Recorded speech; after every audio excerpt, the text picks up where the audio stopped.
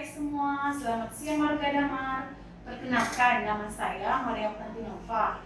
Saya pengelola program lansia di Puskesmas Mengkubang. Pada kesempatan siang hari ini, kami akan mengadakan talkshow sehubungan akan diperingatinya Hari Ulang Tahun Lansia tanggal 29 Mei 2021 dengan tema Bersama Lansia Keluarga Bahagia. Pada hari ini kita akan berbincang-bincang dengan narasumber kita, yaitu seorang dokter dari Puskesmas Mengkubang. Yuk dok, silakan dok, kenalan dok. Selamat siang, perkenalkan nama saya Dr. Iki Anggesi Subrian. Saya merupakan dokter umum di Puskesmas Mengkubang Belitung Timur. Hari ini saya akan menjadi narasumber untuk bincang-bincang mengenai lansia hari ini kak ya? Ya, silakan boleh dimulai kak bincangnya. Gini dok ya, saat ini kan di usia lansia, seseorang memasuki fase di mana produktivitas kerjanya menurun dan dapat terkena penyakit kronik dan mudah terinfeksi penyakit. Biasanya penyakit yang kerap menyerang lansia itu penyakit apa aja ya dok? Baiklah, untuk dalam medis sendiri, kita mengenal yang disebut dengan penyakit degeneratif. Penyakit degeneratif itu adalah suatu kondisi medis di mana jaringan dan organ-organ tubuh itu semakin memburuk atau melemah seiring dengan pertambahan usia kita. Jadi saat kita semakin tua, semakin usia kita bertambah, jaringan dan organ kita itu semakin tua dan tidak seprima saat kita muda dulu. Memang ada beberapa jenis penyakit degeneratif seperti hipertensi, diabetes tipe 2, osteoporosis, penyakit jantung ataupun demensia. Tapi yang paling sering kita jumpai di lapangan itu adalah hipertensi dan diabetes tipe 2. Saya jelaskan sedikit nggak apa-apa ya. Hipertensi itu kalau dalam umumnya kita kenal tekanan darah tinggi, yaitu kondisi di mana tekanan darah kita itu berada di atas yang normalnya yaitu 120 sampai 140. Itu bagian atasnya ya, ke bagian bawahnya dari 70 sampai 90. Kalau sudah di atas itu maka kita sebut itu hipertensi. Hipertensi ini banyak orang sebut itu kalau bahasa Inggrisnya itu silent killer. Silent killer itu maksudnya gimana? Silent killer itu membunuh diam-diam karena kadang-kadang kita ini tidak sadar terkena hipertensi karena hipertensi ini sering tidak ada gejala, tidak ada sakit kepala, tidak ada badan pegal-pegal, biasa aja, tapi tensinya naik. Biasanya itu ketahuan pas kita lagi kunjungan ke lapangan ataupun lansia yang ke puskesmas, ternyata tensi ternyata tinggi.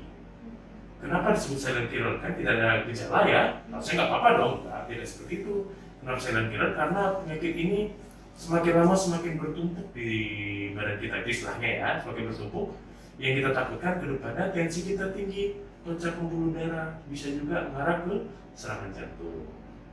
Dan biasanya hipertensi ini atau tensi tinggi ini sering terjadi karena pola hidup kita semasa muda itu kurang baik. Mungkin kita pas muda itu suka makan makanan yang terlalu asin-asin, terlalu berminyak, terlalu berlemak, ataupun kita dulu pas muda itu bekerja terlalu keras atau punya pikiran yang sangat banyak, itu mengakibatkan saat usia tua kita terkena hipertensi. Dan untuk diabetes tipe 2 sendiri itu adalah kondisi tubuh atau umumnya kencing manis ya kalau kita kenal ya umumnya. Itu kondisi di mana tubuh kita tidak bisa memproses lagi karbohidrat dan glukosa di dalam tubuh kita. Itu disebabkan bisa karena insulin kita kurang banyak ataupun insulin kita kualitasnya kurang baik. Itu hampir sama dengan penyebab hipertensi tadi. Yaitu bisa disebabkan karena pola hidup kita yang kurang teratur. Mungkin saat kita muda dulu, kita makan itu sebasing kita lah. Selama sini ya, sebasing kita mungkin makan sekenyang-kenyangnya, kayak mana kita sampai kepenuhan perut kita. Terus kita mungkin suka minum minuman manis, minuman botolan, soda, kopi, sasetan. Seperti kayak lebaran sekarang kan ya? Iya, lebaran sekarang. Saya sih tidak menyalahkan lebarannya, tapi makanannya mungkin terlalu manis dan terlalu banyak kita makannya. Sehingga badan kita terlalu kepenuhan gula gitu istilahnya. Yang bisa gitu. Tapi untungnya sih kencing manis ini tidak seperti hipertensi tadi yang tidak ada karena tidak ada keluhan. Yang kencing manis ini ada keluhannya, tapi terkadang kita merasa keluhannya itu nggak ada masalah karena keluhannya paling sering itu sering lapar. Sering lapar itu kita walaupun udah makan banyak masih lapar. Nah, pikir kita mungkin hari ini capek kerja, tidak lapar gitu kan. Padahal itu salah satu gejala dari kencing manis. Bisa juga sering haus. kita minum 2-3 gelas sehari, maaf, 2-3 gelas dalam berapa menit gitu, masih haus juga. Pikir mungkin hari ini panas kita beringat banyak, ternyata itu gejala dari kencing manis. Terus kita makan banyak, minum banyak, berat badan kita kenapa tetap, kenapa nggak naik, malah kadang-kadang berkurang. Itu juga salah satu gejala kalsium. Dan salah satu gejala yang paling sering adalah kita ini malam-malam kita tidur lelap, tiba-tiba kita terbangun, kita nak kemih gitu, mau kencing. Nah kadang-kadang kalau kejadian sekali mungkin kita minum terlalu banyak malamnya. Tapi kalau kejadian dalam satu malam itu bisa sampai 2-3 kali kita terbangun hanya untuk kemih, itu salah satu penyebab gejala dari kencing manis. Mungkin itu sekilas tentang penyakit generatif yang saya jelaskan kan? Ada lagi. Pertanyaan selanjutnya dok, itu langkah-langkah untuk mewujudkan gaya hidup lansia ini seperti apa ya? Untuk langkah-langkahnya sendiri tetap gini. Saya itu kalau untuk lansia ya, saya tetap menyarankan lansia itu untuk hidup secara bahagia. Bahagia itu secara harafiah oke, bahagia memang harus senang gitu, dan bahagia itu sendiri ada kepanjangannya. Untuk bahagia itu, untuk B-nya sendiri adalah berat badan berlebih harus dikurangi. Maksudnya bagaimana nih berat badan berlebih ya? Kita nggak tahu ya, karena lansia kita kan badannya agak kurus gitu kan. Jadi gini, untuk berat badan sendiri kita mengacu pada indeks massa tubuh. Indeks massa tubuh itu untuk menghitungnya memang berat badan kita dalam hitungan kilogram dibagi dengan tinggi badan kita dalam hitungan meter dipangkat 2. Tapi kalau misalkan ini lansia sendiri atau keluarganya kurang paham bagaimana cara hitungnya, bolehlah kita bertanya ke tenaga medis yang terdekat. Lalu untuk A yang pertama itu adalah atur makan siang kita yang seimbang. Atur makan siang seimbang itu bagaimana? Itu kita harus makan yang ada proteinnya, ada karbohidrat, ada lemaknya juga, walaupun jangan terlalu banyak. Tetap harus lengkap lah vitamin dan mineral dalam makanan kita. Terus misalkan kita itu udah punya nih penyakit generatif, contoh kayak hipertensi tadi atau DM tadi, gula tadi, kita harus tetap mengurangi konsumsi garam dan ataupun gula kita. Lalu untuk yang G, kita bisa untuk yang H itu adalah hindari faktor risiko dan kelola penyakit degeneratif itu sendiri. Maksudnya bagaimana kita harus kurangi risiko seperti saya sebut tadi kan, hipertensi itu disebabkan oleh pola hidup dan juga pola hidup. Seperti kita mungkin kurang aktivitas, kita terlalu banyak makan yang garam, terlalu banyak makan yang gula-gula, ataupun pola hidup kita kurang teratur lah gitu. Itu harus kita hindari. Lalu yang A, yang kedua adalah agar terus bermanfaat, kita harus mengembangkan hobi kita yang bermanfaat. Contohnya kita hobi berkebun.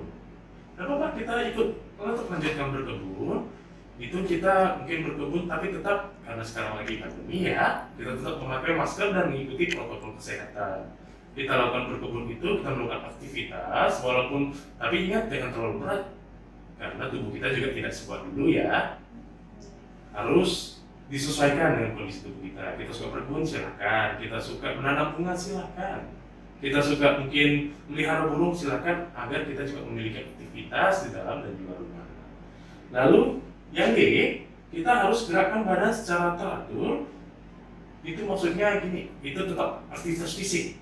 Kita kalau saya sarankan untuk para lansia itu melakukan aktivitas fisik ringan seperti berjalan kaki atau membersihkan rumah. Kalau berjalan kaki minimal 15 menit, tapi kalaupun mungkin kita lansia juga tulang kita kurang kuat ya pastikan, tidak apa-apa 5 menit, 3 menit, tapi berkala.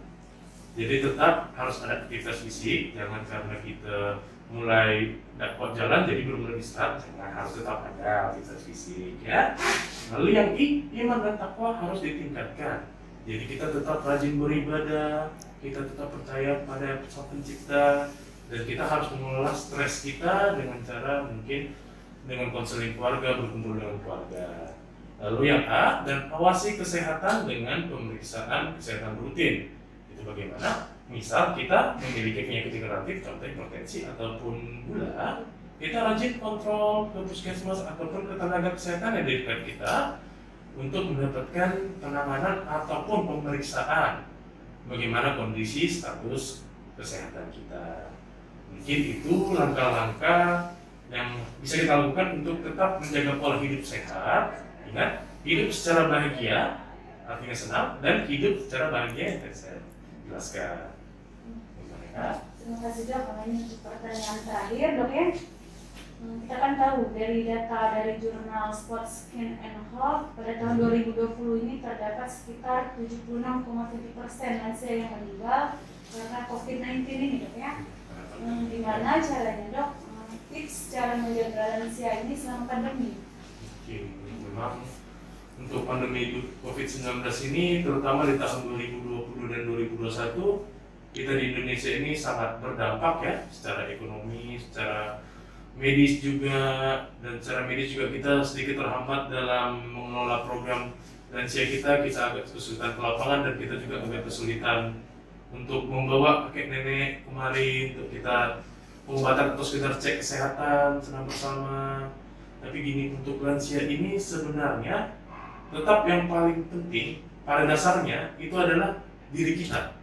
Kenapa? Karena kalau lansia itu kita tidak bisa terlalu mengharapkan mereka mengerti, karena memang faktor usia dan faktor keterbatasan fisik juga ya. Jadi untuk langkah pertama bagaimana paling tepat untuk menjaga kondisi lansia selama COVID ini adalah menjaga kesehatan diri kita sendiri. Kita sendiri walaupun imun kita lebih tinggi daripada para lansia, kita harus tetap menjaga kesehatan kita. Maksudnya bagaimana? Kita tetap melakukan 3M. Maaf, sekarang sudah 5M ya. Sudah 5M, yaitu memakai masker, menjaga jarak, rajin mencuci tangan, membatasi aktivitas, dan menghindari kerumunan. Dari kerumunan itu harus tetap kita jaga. Dan jika misalkan kita memang ada penyakit juga, kita juga harus rutin melakukan pengobatan atau minimal kita cek kesehatan kita ke tenaga medis terdekat. Lalu yang kedua, kita harus meminimalkan risiko lansia terpapar virus corona. Itu bagaimana? Kita tetap saat kita itu ingin menjaga lansia kita tetap sebelumnya harus mencuci tangan dan juga tetap harus memakai masker, minimal masker kain di dekat lansia kita. Karena kenapa? Karena kebanyakan kita masih muda ya, banyak yang tanpa gejala. Jangan-jangan kita sudah membawa virus Corona 19 itu tanpa kita sadari, dan kita terlebih tidak pakai masker, kita malah menularkan ke kakek nenek kita. Jadi jangan seperti itu ya. Mungkin ingat cuci tangan, pakai masker, walaupun di dalam rumah, karena kita berdekatan dengan lansia kita. Lalu kita harus menjaga kesehatan lansia. Menjaga kesehatan lansia itu seperti apa? Kita harus tetap memikirkan bagaimana gizi lansia tersebut. Kita harus sediakan makanan yang karbohidrat, protein, mineral, dan juga vitamin. Itu harus kita pikirkan ya. Lalu kita juga harus membawa lansia kita itu rutin berobat ke tenaga medis terdekat untuk minimal mendapatkan status kesehatan terbaru, ataupun misalkan sudah mengalami penyakit degeneratif, mendapatkan pengobatan yang rutin. Lalu kita harus batasi bepergian keluar rumah. Kan gini, kadang-kadang lansia ini kan kita tahan di rumah, masih kesel lansianya ya, pasti pengen main ke rumah tetangga kita, atau lansianya pengen gitu dia main ke rumah saudara yang jauh. Kita harus batasi. Kalaupun harus keluar, harus ada alasan yang penting. Contoh lansia mungkin harus belanja atau sekedar hanya untuk melakukan aktivitas fisik ya, tidak apa-apa. Tapi tetap harus menjaga protokol kesehatan dan menerapkan 5M tadi. Ya, memakai masker itu terlalu penting, karena banyak saya lihat kalau lansia ini kan tidak terlalu mengerti bagaimana cara memakai masker. Kadang-kadang maskernya hanya menutupi mulut, tidak menutupi hidung, atau hanya di dagu. Itu tugas kita sebagai yang menjaga lansia untuk mengingatkan beliau, oke, Nek, tolong maskernya dipakai bagus karena ini kondisi COVID-19. Ingat, daya tahan tubuh mereka tidak sekuat kita, ya. Lalu kita harus tetap menerapkan physical distancing. Selama di rumah, physical distancing itu, ya kalau bisa kita menjaga dari keluarga-keluarga dekat. Misalkan nih, ada keluarga jauh, tetangga jauh, atau keluarganya yang beda pulau, provinsi, itu kalau boleh jangan datang dulu. Kita usahakan mereka jangan datang. Kenapa? Agar mereka juga tidak membawa virus COVID-19 itu kepada lansia kita. Kalaupun mereka mau datang, ditunda dulu. Tapi bukan berarti lansianya itu benar-benar dijauhkan dari sekitarnya ya, jangan nanti lansianya jadi berpikir apa saya dijauhin, apa saya dimusuhin gitu, jangan. Yang dekat-dekat boleh tapi tetap 5M ya. Lalu yang keenam, ajari lansia cara menggunakan gadget atau smartphone. Buat apa lansia pakai gadget smartphone? Jadi gadget smartphone itu ada beberapa aplikasi ya, aplikasi contoh seperti lansia yang mungkin tertarik bermain game, itu nggak apa-apa. Kalau lansia yang pengen main game gitu, pelan-pelan nggak apa-apa. Ataupun kita bisa memanfaatkan teknologi sekarang yang kita bisa chat jarak jauh, kita bisa telepon jarak jauh, kita bisa video call jarak jauh. Jadi keluarga yang tadi kita larang datang atau kita batasi data bisa diakses oleh lansianya dengan menggunakan video call agar tali silaturahmi tidak terputus ya. Lalu kita harus memberikan aktivitas pada lansia itu di dalam rumah. Akses bagaimana? Contoh misalkan kita ada bersih-bersih rumah, dan apa kita libatkan lansia tersebut membersihkan pelan-pelan. Misalkan kita lagi mau masak, kita ajak lansianya, ayo kakek nenek kita bantu masak. Apa agar kakek nenek itu merasa bahwa mereka itu masih bisa bermanfaat dalam keluarga itu dan tidak merasa dijauhi.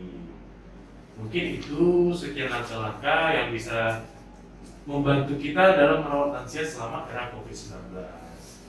Memang agak berat dalam COVID-19 ini dan tetap kita harus membantu lansia bagaimanapun dalam kondisi COVID-19 ataupun kondisi biasa, dan ingat bersama lansia keluarga bahagia.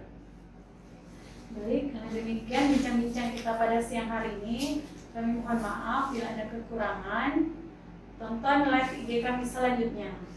Assalamualaikum warahmatullahi wabarakatuh. Selamat siang. Salam sehat. Salam sehat.